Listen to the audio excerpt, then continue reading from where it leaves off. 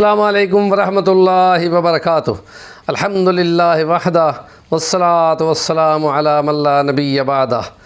اسلام اور ایمان، اسلام ظاہر میں ہے، ایمان اندر ہے۔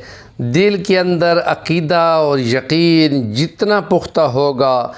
اس کا عمل اور ظاہر اور اس کا اظہار اتنا ہی قوی ہوگا۔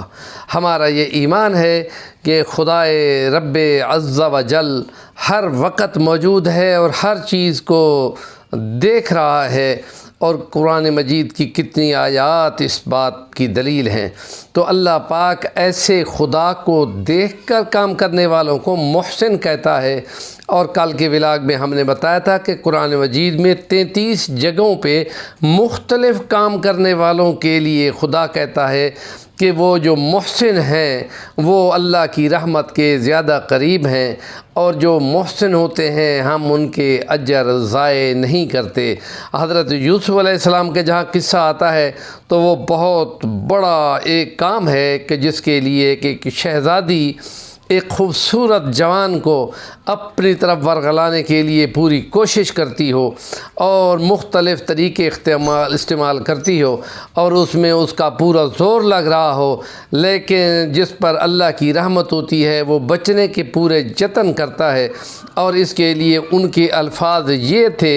کہ اے خدا، یہ پورا زور لگا رہی ہے، ایسے تو میں اس سے بچنا چاہتا ہوں، بہتر ہے کہ میں اس سے جیل چلا جاؤں۔ تو اس کے لیے قرآن مجید میں جو الفاظ ہیں وہ یہ ہیں کہ وہ جیل میں جانا مجھے زیادہ پسند ہے، بجائے اس کے کہ یہ عورتیں اور یہ جتھا جو جنسی تحریک کے لیے زور لگا رہا ہے میں ان کے ہتھے چڑھ جاؤں۔ تو اس کے لیے خدا نے پھر ان کو اس جیل میں پہنچایا، اور پھر جیل میں ان کو خواب آیا، اور خواب میں بادشاہ کی رہنمائی ہوئی، اور پھر وہ وزیر وہاں جا کے بنے۔ تو وہ شروع میں جو اس نے جوانی میں ان کو ورغلانے کی کوشش کی اور مختلف طریقوں سے اس کو اوپر کی منزلوں میں اپنے کوٹھی پہ لے گئی، اور آگے سے تالے بھی لگاتی گئی، تو آخر پہ جا کر جب اس نے کہا قالت حیت لک، اس وقت اس کو معلوم ہوا کہ یہ تو اور سقیم ہے۔ تو ان کے الفاظ یہ تھے معاذ اللہ، اللہ کی پناہ۔ اور جب وہ بھاگے تو وہ پیچھے سے پکڑ رہی تھی، اور وہ تالوں پہ ہاتھ لگاتے تھے، تالے کھلتے جاتے تھے۔ یہ خدا کی نصرت اور تائید ہوتی ہے ایسے نیکوکاروں کے لیے۔ اور جب وہ بھاگتے بچتے بچاتے وہ وہاں پہ پہنچے، اور وہ ان کی پیچھے سے قمیض کو پھاڑتی جا رہی تھی، تو جب نیچے پہنچے تو الٹا اس نے شکایت کر دی کہ دیکھو اس بندے کا جو کہ تمہارے گھر میں پل رہا ہو، تمہاری عزت پہ ہاتھ ڈالے تو اس کی کیا سزا ہے۔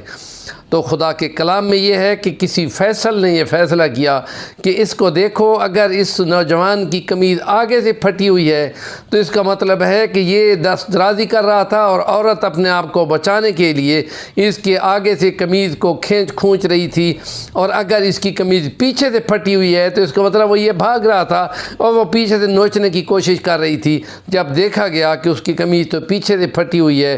تو پھر اس نے تسلیم کیا کہ یہ شرارت اس کی بیگم کی ہے یا اس شہزادی کی ہے۔ تو یہ تقوی ہے کہ جس کو اللہ سے ڈرنے والے محسن کہتے ہیں، اور اس کے لیے خدا کا کلام یہ کہتا ہے کہ ان اللہ لا یضیع اجر المحسنین، ایسے اگر احسان کرنے والے کوئی بن جائیں تو پھر ان کا اجر خدا ضائع نہیں کرتا۔ اور نبی پاک صلی اللہ علیہ وسلم جو ہمارے پیغمبر صلی اللہ علیہ وسلم آخری نبی ہیں، انہوں نے جہاں پہ یہ فرمایا ہے کہ وہ 7 آدمی جن کو خصوصی سایہ خدا کے عرش کا ملے گا، ان میں یہ نوجوان بھی شامل ہے جو اپنی عزت بچاتے ہوئے اللہ کے سامنے یہ بول جائے کہ اے خدا، تو یہ بھی اللہ کے عرش کے سایہ میں جانے والوں میں ہوگا۔ تو اس میں آتا ہے بنی عباس کے دور میں کہ کسی شہزادی نے اس کو کسی بات پہ ناراضگی پہ اس کو کہہ دیا تھا کہ ہاں دور ہٹ جا، تو جہنمی ہے۔ تو اس نے کہہ دیا تھا کہ اگر میں جہنمی ہوں تو تم کو طلاق۔ اور یہ بات بہت زیادہ بڑھ گئی اور امام شافعی تک پہنچ گئی جو کسی اور بڑے شہر میں موجود تھے۔ تو انہوں نے کہا کہ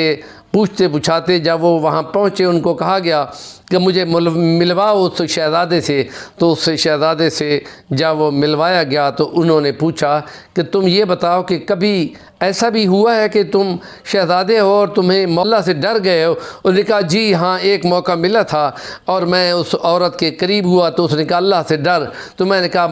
بس میں اللہ سے ڈر گیا اور میں پیچھے ہٹ گیا۔ تو انہوں نے فرمایا کہ تم اب جہنمی نہیں ہو، قرآن کی روح سے تو تم تو جنتی بن گئے ہو اور یہ جنت کی بشارت بھی تمہارے لیے ہے۔ حالانکہ ایک سمجھانے کے لیے اگر آپ کمنٹ کریں گے تو ہماری رہنمائی ہوگی۔ جزاکم اللہ و احسن الجزا۔